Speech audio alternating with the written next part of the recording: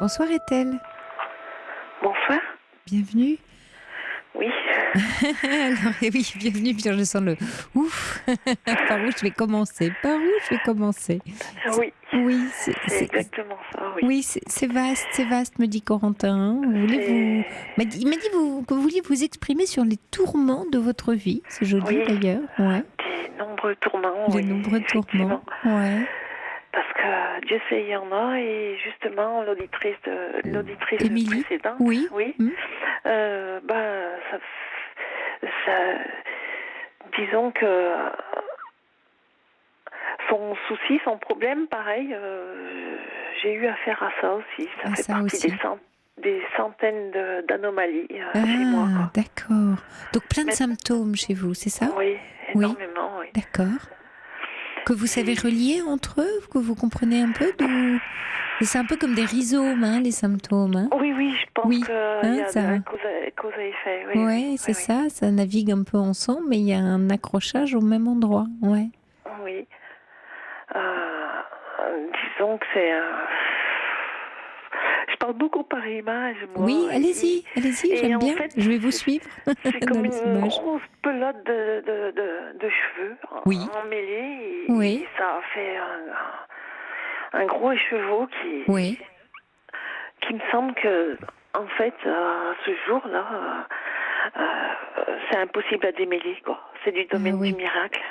Ah oui, parce qu'en Euh, fait, il y a eu des fils comme ça que vous avez su tirer par endroits, mais là maintenant, le nœud est trop serré, vous oui, voyez plus quel fil tirer. voilà, c'est ça. D'accord. Mais moi, en fait, je suis pas maître de ma vie. Oui, C'est toute une vie de non-choix qui est derrière moi, dans mon passé. oui, Et c'est oui, vrai que je vis encore beaucoup dans le passé. oui, C'est une énorme plaie béante. oui. Et, Et et qu'est-ce j'en paye les conséquences encore. oui, bien sûr, bien sûr. Qu'est-ce que vous avez fait jusqu'à présent, est-elle, pour soigner cette plaie béante? Comment vous vous êtes occupé de cette plaie? Ah ben non, c'est insoignable. Moi, là, Ah, je suis pas maître de ma vie. mhm, En fait, je vis au gré. En fait, c'est du ouais. non-choix.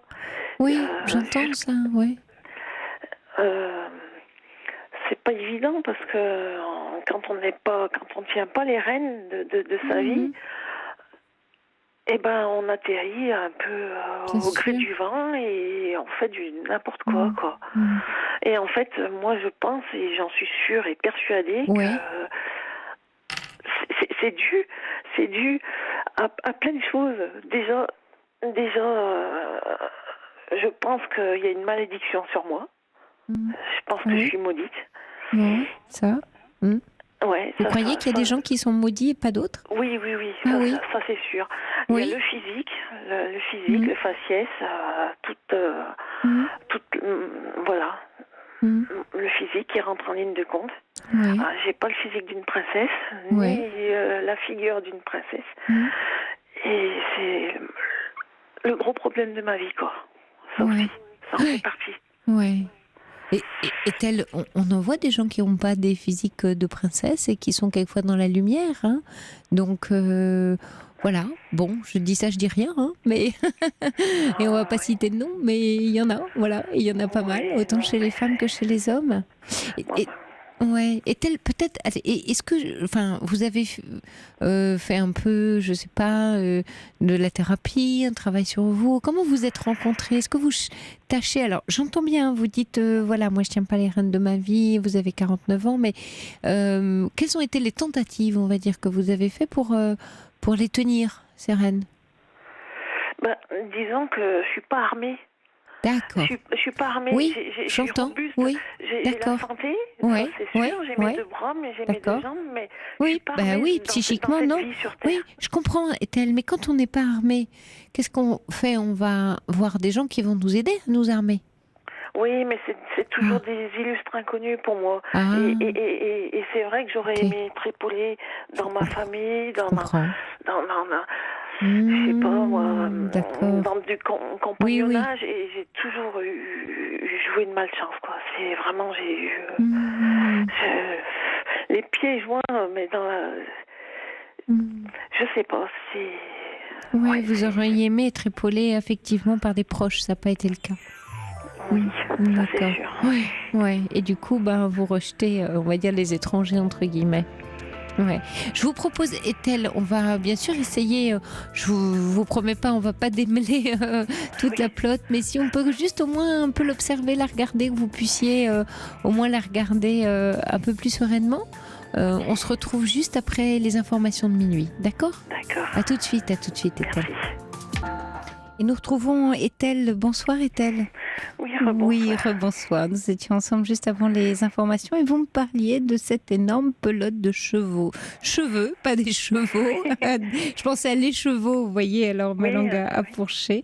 Et de ce sentiment de ne pas être du tout maître de votre vie, dans une plaie béante en permanence, que vous ne teniez pas les rênes. En plus, j'ai une vie complètement atypique. Oui, c'est-à-dire hors des clous, quoi. Oui, en fait, c'est chouette, ça. Je suis complètement désociabilisée. Là, je vois, là, bon, alors, il y a eu la canicule ces 2 mois, là. Les 2 mois, juillet, août. Et puis, c'est pas que cette année. C'est que j'ai pas vu le 14 juillet, je suis pas sortie, j'ai pas fait une seule sortie. Je voyage pas, je sors pas de chez moi. En fait, je suis restée dans mes murs, là, comme en prison, quoi. Comme en prison, emprisonné à l'intérieur de vous-même, c'est ce que vous décrivez. Et à l'intérieur de mes murs, c'est surtout ça. Oui, mais vos murs, c'est l'intérieur de vous aussi. Oui. Parce que je peux pas, je crains la chaleur, j'aime pas le soleil, je supporte pas la chaleur. Oui, mais votre maison, votre intérieur, ça parle de votre intérieur à vous aussi, c'est la prison à l'intérieur. Mais justement, Ethel, si vous appelez ce soir l'émission, c'est que vous en attendez ou en espérez peut-être quelque chose, et donc une forme d'aide, une relation, quelque chose qui viendrait vous éclairer. Oh, oui, parce que c'est vrai que là, j'atteins des niveaux de souffrance. C'est impensable. C'est impensable, oui. Parce que c'est pas une vie d'être humain, ce que vous décrivez. Comment dire, c'est le fond du fond. J'ai l'impression, on dit toujours, ouais, t'as touché le fond, tu rebondis, mais non, moi, je parle beaucoup par image, comme je vous disais, j'ai l'impression d'être poings liés, les pieds dans du béton, et d'être dos au mur, au fond d'un puits, quoi. Au fond d'un puits. Et quand on vous dit, on me dit, c'est qui le on ? Vous avez quand même des gens autour de vous ? Non, parce que c'est des gens, c'est ce que j'entends à la radio, souvent dans des réflexions, quoi. D'accord. Voilà. Ouais. Mais vous, donc vous n'avez pas de travail non plus ? Vous vivez comment ? Non. Je suis en AAH. Oui. Voilà, ça fait pas mal de temps que c'est vrai que je bosse pas, mais qui voudrait de moi ? Qui voudrait de moi parce que je suis une paria. Oui, parce que vous voulez pas de vous. Oui, vous voulez pas de vous. Ouais. Je suis la paria. Et vous avez plus de famille autour de vous Si, mais pareil comme la personne avant, pareil, ils sont dans une pas une totale compréhension, quoi. Il a fallu du temps pour marteler. J'ai l'impression qu'ils sont bornés et obtus. Mon père, il aurait fallu que je me rapproche de la ville, alors que moi je veux m'en éloigner et que je veux vivre au fin fond de la campagne sans aucune activité humaine. Ça c'est sûr, parce que là où je suis, c'est déjà pas bien supportable. Et ma mère, alors ma mère, c'est agenouille-toi et prie le bon Dieu, quoi. Enfin, c'est complexe, quoi.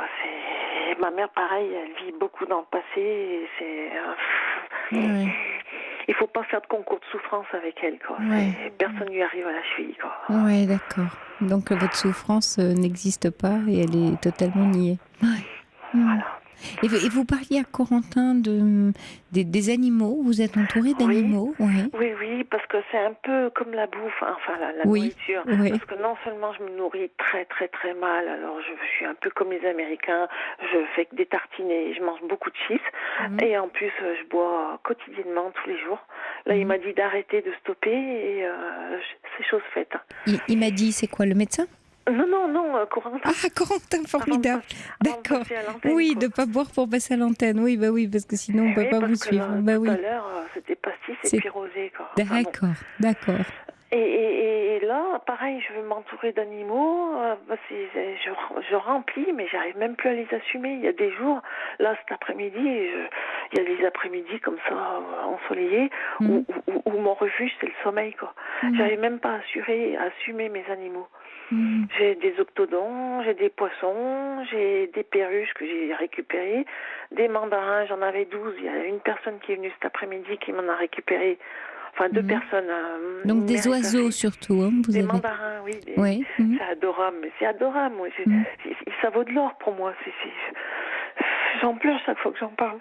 Ah oui, parce que les oiseaux, ils volent, ils sont libres, ils sont pas en prison. Ils sont ma prunelle, mais tout, c'est mon chien là qui est à côté de moi, mon Éden. C'est le jour où je le perds.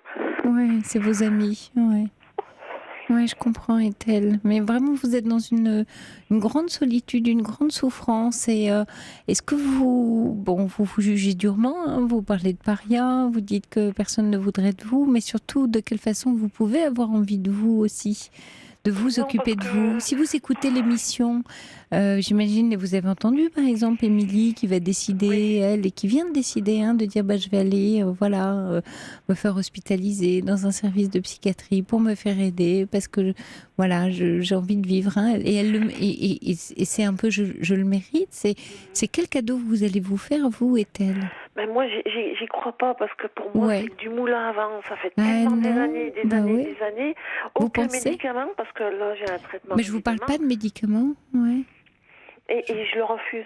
Moi, j'ai choisi mon médicament. Il est liquide, c'est tout. Oui, d'accord. Je peux pas mélanger les deux. Mais derrière tout ce que vous me décrivez, il y a une immense souffrance qui remonte à fort lointain, fort longtemps, et dans vraiment votre lointain. Et là, effectivement, après, c'est votre choix à vous. Vous pouvez dire, non, moi j'ai fait ce choix-là de la vie que j'ai. Mais vous avez aussi un autre choix. Parce que il y a des professionnels qui sont là pour vous écouter, pour vous soutenir, pour vous aider. Alors certes, comme vous dites, ce sont des étrangers. Peut-être ce sont des étrangers, mais ce sont aussi des professionnels de la souffrance humaine et qui sont là vraiment pour vous soutenir. Je pense que si vous appelez ce soir, c'est qu'il y a quand même cette envie-là quelque part. Sinon, vous appelleriez pas. Mais je sais vraiment pas à quel sein me vouer, ça mais c'est oui, le cas de le dire. J'ai même failli appeler là cet été SOS Amitié. Parce que même les OVS, les trucs comme ça, je suis même sur des sites de rencontres, autant dire que c'est même pas la peine d'y penser, quoi. Parce que j'y crois pas, puis c'est peine perdue. Voilà.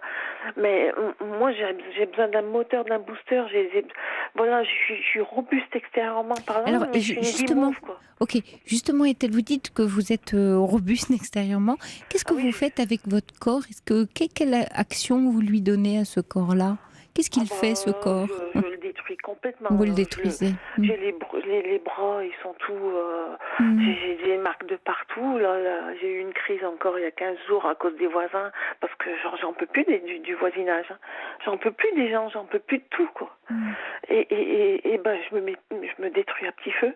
Cette santé de fer que je renie, parce que elle me va pas, elle me sert à rien. Elle me sert à rien, mes deux pieds, mes deux jambes.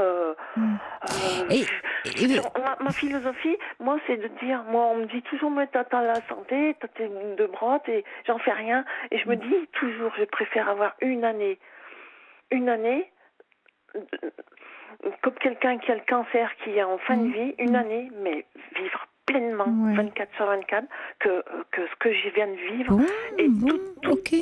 Toutes mes années là. D'accord, ok, Ethel, vous dites, ok, je veux bien donner toutes mes années pour vivre une vie pleine. Hein. C'est ça que vous venez de dire, hein? On est bien d'accord. Oui. Ok, super. Et alors je vous prends au mot, Ethel, parce que ça, il y a un moyen. Mais vous n'en voulez pas, mais je vous le redonne quand même.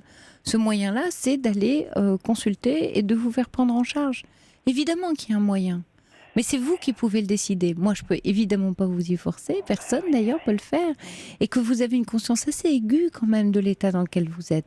Parce que, encore une fois, vous n'appelleriez pas ce soir pour dire tout ça. C'est important, ce que vous faites là. Mais vous faites bien.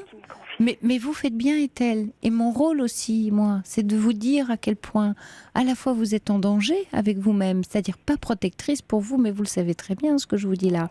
Et qu'il y a des gens pour vous protéger. Parce que quand on ne sait plus se protéger soi-même, et qu'on devient un danger pour soi, à ce moment-là, on s'en remet à d'autres dont c'est le métier de nous protéger, de nous soigner, de nous guider, de nous soutenir. Voilà. Et ces autres-là sont là pour vous et en ont fait leur métier. Et donc, vraiment, je voudrais que vous m'entendiez tel ce soir pour vous encourager à franchir ce pas-là. Une fois que vous serez dans ce contact-là, alors vous pourrez vous laisser aller et que voilà, ceux qui sont là seront là pour vous entourer et vous dire quoi faire. Mais commencez à faire le premier pas. Faites-le pour vous, pour cette envie que vous avez de vivre, comme vous dites, même une année bien. Mais pour tourner la page de toute cette souffrance que vous gardez avec vous depuis beaucoup trop d'années. D'accord ? Est-ce que vous seriez d'accord avec ça, Ethel ? Ben oui, oui. Je voudrais, mais je suis comme une montagne, moi. Oui, c'est une montagne. La montagne, j'arrive pas, je peux même pas me déplacer. J'ai peur quand je prends la voiture, ma voiture four, hein, j'appelle ça la voiture four parce que j'ai pas la clé, mais j'en ai bavé encore. Je me déplace une fois tous les 15 jours. Oui, sauf que moi j'entends que vous avez Internet, donc vous avez un ordinateur. Oui, ok, super. Donc ça veut dire que sur Internet, vous allez commencer à vous renseigner de quelles sont les structures qu'il y a autour de vous, dans votre région, pour vous aider, pour vous soutenir. Et que vous allez, au lieu d'aller surfer sur des sites de rencontres ou ailleurs, faire quelque chose pour vous, mais vraiment quelque chose de très fort pour vous. Vous avez parlé d'appeler SOS Amitié, vous appelez la Libre Antenne d'Europe 1. Vous allez demain faire un autre appel, demain, après-demain. Prenez le temps qu'il vous faudra, mais pas trop longtemps quand même, pour faire un appel d'un rendez-vous à prendre dans un service, soit de psychiatrie, soit un cabinet de thérapie. Allez voir un professionnel. Je suis suivie, hein, une fois par mois, je suis suivie. Par votre psychiatre ? Oui, c'est ça. Bon, et lui, qu'est-ce qu'il vous propose alors ? C'est une femme. C'est une femme. En 2 temps, 3 mouvements, une demi-heure, et hop, après elle au suivant. C'est du moulin à vent. Elle me dit mon ordonnance, et puis basta, on passe au D'accord. suivant. Donc c'est pas ça qu'il vous faut, Ethel. Vous avez besoin de parler. Vous avez besoin de soutien. Donc quelquefois, on a effectivement un traitement, et puis à côté, d'aller voir un ou une psychothérapeute, quelqu'un qui est là pour vous écouter et pour vous guider. C'est du concret, moi. Mais c'est du concret, ça. Ah là là, c'est pas des paroles, Ethel. C'est pas des paroles. Si vous allez faire des séances de MDR, que vous avez un bon clinicien en face de vous, c'est pas du vent. Je peux vous assurer que c'est pas du vent. Voilà. Donc après, ça n'est que mon conseil, et bien entendu, vous en faites ce que vous voulez. Oui. Hein, mais ce serait tellement important, parce qu'il n'y a aucune raison que vous n'ayez pas cette liberté d'être et de vivre. Parce que tout le monde y a droit, et vous y compris, Ethel. Ça nous concerne tous, ce que je vous dis. Vraiment tous. Et que c'est trop triste, évidemment. Moi, quand je vous entends, pour moi, c'est trop triste d'entendre un être humain s'abîmer. Vous voyez ? Ça, c'est pas supportable. J'ai pas trouvé ma place. Oui, mais c'est pas de votre faute. Je comprends, Ethel, mais c'est pas de votre faute. Ce n'est pas de votre faute. S'il vous plaît, entendez ça. Il y a des circonstances, il y a une vie, il y a une enfance, il y a plein d'éléments, évidemment, qui font que vous êtes là où vous êtes aujourd'hui. Ce n'est pas de votre faute. D'accord ? Donc, ne vous jugez pas. Et vous n'êtes pas une mauvaise personne parce que, oui, votre vie, elle est différente de celle des autres, parce que vous vous sentez un peu en échec partout. C'est dur, c'est très triste pour vous, et ça fait pas de vous quelqu'un de mauvais, de mal, de moche, de tout ce que vous voulez. Au contraire, ça fait quelqu'un qu'on a envie d'aider, avec lequel on a envie, voilà, mais je ne peux pas passer toute l'émission avec vous, mais avec lequel on a envie d'échanger et qu'on a envie d'aider. Donc j'espère, voilà, qu'au minimum, notre échange pourra vous aider à regarder une toute petite étoile dans le ciel. Je ne sais pas où vous êtes à la campagne, mais souvent on voit les étoiles, on ne les voit pas à Paris. Et le ciel étant dégagé, je crois même que c'est la pleine lune en ce moment. Elle passe. Elle passe là, elle est en train de passer. Voilà. Donc vous jetez un petit regard dehors, regardez le ciel et dites-vous que vous êtes une jolie étoile dans le ciel et qu'elle a besoin de briller. D'accord ? Ouais.